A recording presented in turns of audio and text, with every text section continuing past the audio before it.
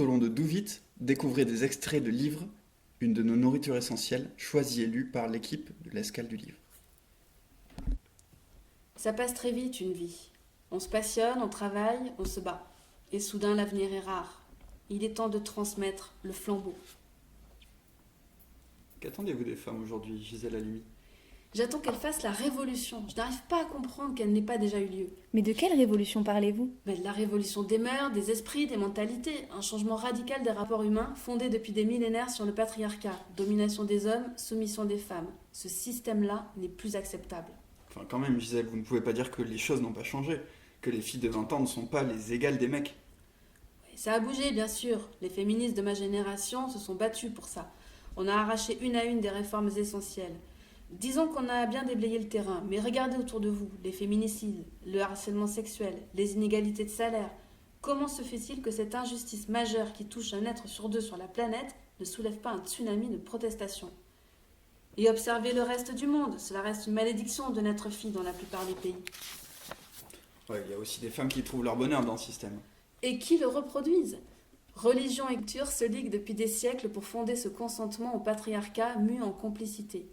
Vous savez ce que disait Balzac? La femme est une esclave qu'il faut savoir mettre sur un trône. Comment mieux dire le piège tendu aux femmes? Le trône est une prison et trop de femmes s'y résignent en cherchant désespérément à y trouver quelque avantage pour sauver honneur, sauver leur peau. Complices donc. C'est la règle qui sous-tend toutes les grandes oppressions de l'histoire. Sans le consentement de l'opprimé, ces oppressions ne pourraient pas durer. Tu as tout compris. Et c'est pour ça qu'il faut casser ce système, mettre fin à cette propagande qui nous a fait croire que le génie ne peut être que masculin. Vous pouvez me citer des femmes mises en avant dans vos livres d'histoire? Ouais, Jeanne d'Arc. C'est bien la seule. Ouais, ça a mal fini en plus.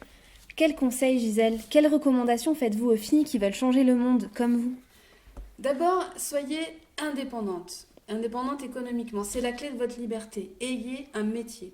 Bon, ce conseil peut vous paraître superflu, mais sachez qu'à la première crise économique, le travail des femmes est toujours remis en cause. Ok, et ensuite? Soyez égoïste. C'est pas ce que j'appelle une qualité. Mais c'est parfois une condition de survie. Les femmes font trop souvent passer leur bien-être après celui des autres, les enfants, les parents, les compagnons. Elles craignent de s'imposer, de révéler leurs ambitions. Ça, jusqu'à présent, c'était réservé aux hommes. Rebellez-vous, les filles, vous êtes importantes, devenez prioritaires. Ben nous voilà bien. Ah, autre chose, refusez l'injonction de faire à tout prix des enfants. Elle est insupportable et réduit les femmes à un ventre. Moi, j'affirme que la maternité n'est ni un devoir, ni l'unique horizon d'une femme.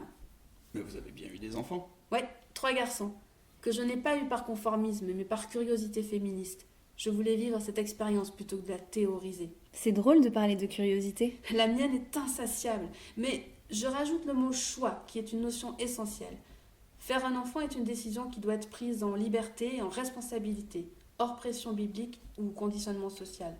Et oserais-je vous avouer que chaque fois j'avais espéré une fille? Un dernier conseil, Gisèle? N'ayez pas peur de vous dire féministe. C'est un mot magnifique, vous savez. C'est un combat valeureux qui n'a jamais versé de sang. Une philosophie qui réinvente les rapports hommes-femmes, enfin fondés sur la liberté de chacun.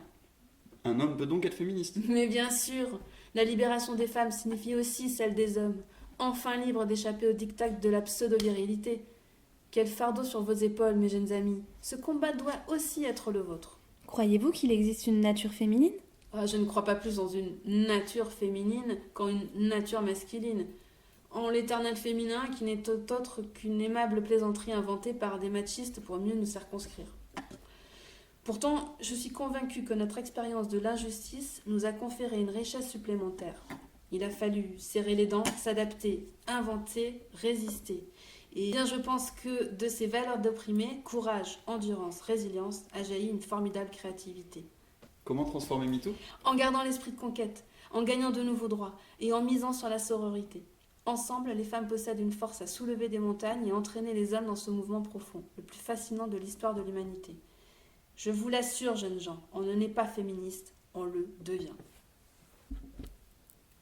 C'était un extrait de la bande dessinée Une farouche liberté, Gisèle Halimi, La cause des femmes, de Annick Cogent, Sophie Couturier, Sandrine Revel et Myriam Lavial, coédité par Grasset et Steinkiss. Nous vous donnons rendez-vous au festival L'Escale du Livre du 31 mars au 2 avril 2023.